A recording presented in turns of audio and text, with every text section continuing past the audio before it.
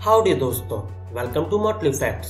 आप लोगों ने सुना होगा कि curiosity is the mother of all inventions. इसलिए आप जैसे क्यूरियस दोस्तों के लिए हम आज लाए हैं यूनिवर्स के कुछ interesting and astonishing facts that will blow your mind. हमने सारे फैक्ट्स के सोर्स डिस्क्रिप्शन में दे रखे हैं, तो गाइस लेट्स स्टार्ट।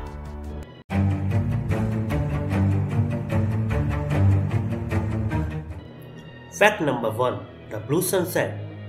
तो अपने पड़ोसी प्लेनेट मार्स, जो कि हमारे साइंटिस्ट का चहेता है, जिसे हम रेड प्लेनेट के नाम से भी जानते हैं, वैसे तो अपने आप में कई सारे रहस्य समेटे हुए हैं जिन्हें साइंटिस्ट अभी तक जानने की कोशिश कर रहे हैं। पर मार्स पर जाने वाले नासा के स्पिरिट रोवर के हिसाब से साइंटिस्ट को ये पता चला है कि वहां दिखने वाला सनसेट रेड या ऑरेंज नहीं बल्कि ब्लू होता है। और इसका कारण है मार्स पर डस्ट पार्टिकल्स, जो कि लाइट को अर्थ के गैस पार्टिकल से काफी अलग तरह से लाइट को स्कैटर करते हैं। यानी कि जहां पर गैस पार्टिकल्स लाइट को हर डायरेक्शन में स्कैटर करते हैं, वहीं डस्ट पार्टिकल लाइट को मेनली फ्रंट डायरेक्शन में स्कैटर करते हैं। और इस सब में सबसे खास बात यह है कि डस्ट पार्टिकल्स रेड लाइट को वाइडर एंगल्स पर स्कैटर करते हैं और ब्लू लाइट को लोअर एंगल्स पर, जिसके कारण सनसेट मार्स पर ब्लू कलर का दिखता है।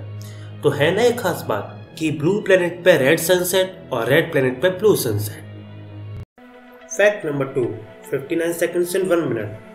आप लोग जानते होंगे कि रोज दिन रात होने की वजह अर्थ की अपने एक्सिस पर रोटेशन है, लेकिन क्या आप ये जानते हैं कि अर्थ की रोटेशन की स्पीड बढ़ रही है, जिसकी वजह से दिन छोटे हो रहे हैं। इस समस्या को खत्म करने के लिए साइंटिस्ट 1 मिनट को 59 सेकंड बनाने का प्लान कर रहे हैं, लेकिन ये करना आसान नहीं है, क्योंकि जब 2012 में 1 लीप सेकंड को बढ़ाया गया था तो उसकी वजह से पूरा लिनक्स और जावास्क्रिप्ट सिस्टम में प्रॉब्लम आई थी और कई सारे पीसी और सर्वर क्रैश हो गए थे। इसलिए ये करना आसान नहीं होगा, क्योंकि फिर हमें टाइम के हिसाब से चलने वाले हर सिस्टम को रिसेट करना होगा। Fact number 3, the diamond rain. ये फैक्ट तो जानने के लिए आप सब भी एक्साइटेड होंगे कि आखिर कहां पर डायमंड बरस रहे हैं। असल में सैटर्न और जुपिटर के बारे में मिले वॉयेजर 2 के डेटा से पता चला है कि शायद वहां पर डायमंड की बारिश होती है, और ऐसा इसलिए क्योंकि कार्बन इन प्लैनेट्स पर मीथेन की फॉर्म में भारी मात्रा में मौजूद है, जो लाइटनिंग की वजह से सूट में बदल जाता है और फिर कोर के हाई प्रेशर और टेम्परेचर से डायमंड में। साइंटिस्ट का मानना है कि यहाँ सबसे बड़ा डायमंड 1 सेंटीमीटर का होगा और यहाँ कम से कम 1000 टन डायमंड्स बरसते होंगे। Fact number 4, and day longer than a year. Venus sun से दूसरे नंबर का प्लेनेट है और साथ ही सोलर सिस्टम का सबसे गर्म प्लेनेट भी है। पर क्या आप ये जानते हैं कि सोलर सिस्टम का सबसे धीरे रोटेट करने वाला प्लेनेट भी वीनस ही है।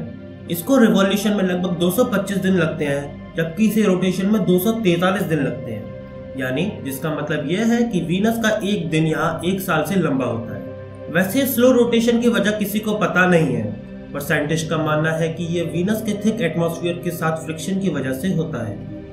Fact number 5, the observable universe. हमारा यूनिवर्स कैसे बना है, ये तो आपने कभी ना कभी सोचा ही होगा।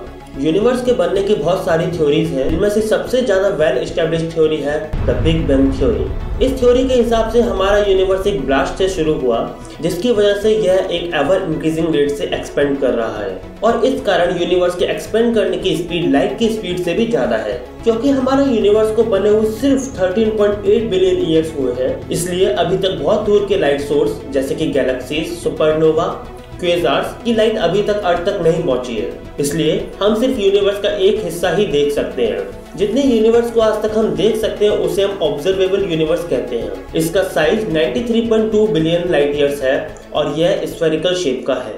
Fact number 6, the black space. रात को तारों को देखते वक्त क्या आप लोगों ने कभी ये सोचा है कि हमारा स्काई यानी हमारा यूनिवर्स डार्क क्यों है, जबकि यहाँ पर तो इनफाइनाइट स्टार्स है।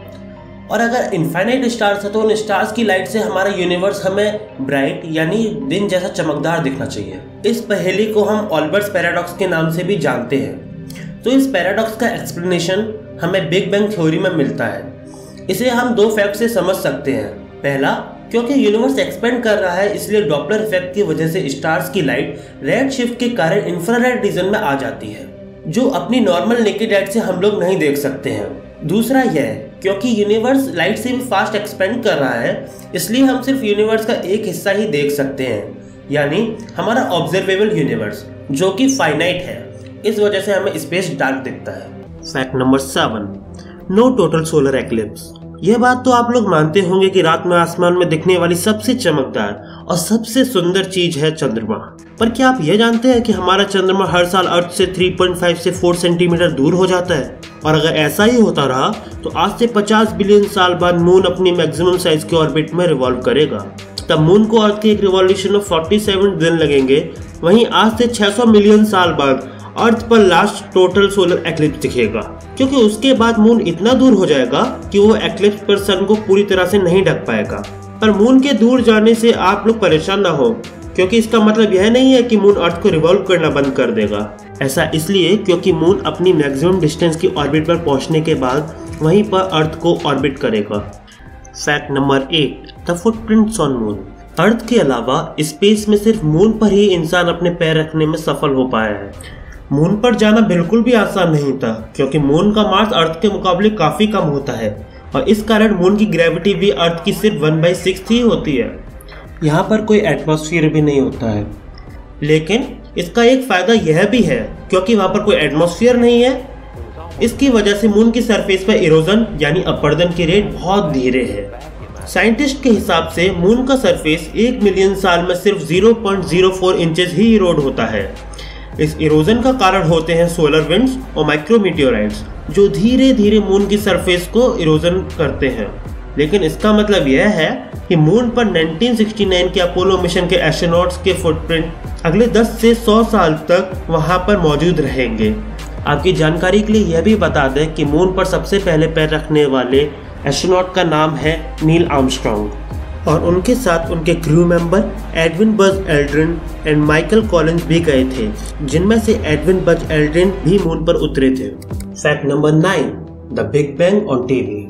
जैसा कि अभी मैंने आपको बताया कि यूनिवर्स बिग बैंग से शुरू हुआ है और बिग बैंग के टाइम पर बहुत सी रेडिएशंस निकली थी जो अभी भी हमारे यूनिवर्स में इको कर रही है। और अगर आपको एंटीना वाले टीवी के बारे में याद है तो आपको याद होगा कि जब भी किसी चैनल पर टीवी सेट नहीं होती थी तब उसके पीछे साथ में वाइड स्क्रीन होते थे। वो आवाज जिस इंटरफेरेंस की वजह से आती थी उस इंटरफेरेंस का 1% कॉस्मिक रेडिएशन से बना होता है। कॉस्मिक रेडिएशंस यानी वो रेडिएशंस जो 13.7 बिलियन ईयर्स पहले बिग बैंग के टाइम में रिलीज हुई थी, और क्योंकि ये इलेक्ट्रिकली चार्ज होती हैं इस वजह से एंटीना इन्हें कैच कर पाते हैं। Fact number 10, infinity before universe.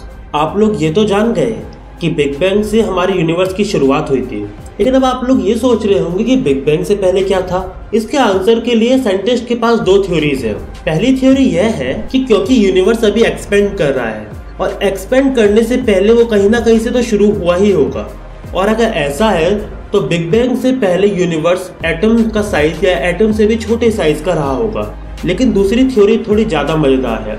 उसके हिसाब से क्योंकि यूनिवर्स का साइज इनफाइनाइट है और आप इनफाइनाइट को कितना भी छोटा कर दीजिए वो इनफाइनाइट ही रहेगा, यानी चाहे कितना भी श्रिंक किया जाए हमारा यूनिवर्स भी इनफाइनाइट ही रहता। इसका मतलब बिग बैंग से पहले हमारा यूनिवर्स इनफाइनाइट था। Isn't it amazing? So that's it for today guys। अगर आप लोगों को वीडियो अच्छी लगी हो तो वीडियो को लाइक करें, अपने दोस्तों के साथ शेयर जरूर करें और ऐसी इंटरेस्टिंग वीडियोस आगे देखने के लिए चैनल को सब्सक्राइब करें। And stay tuned for our next video. Thank you.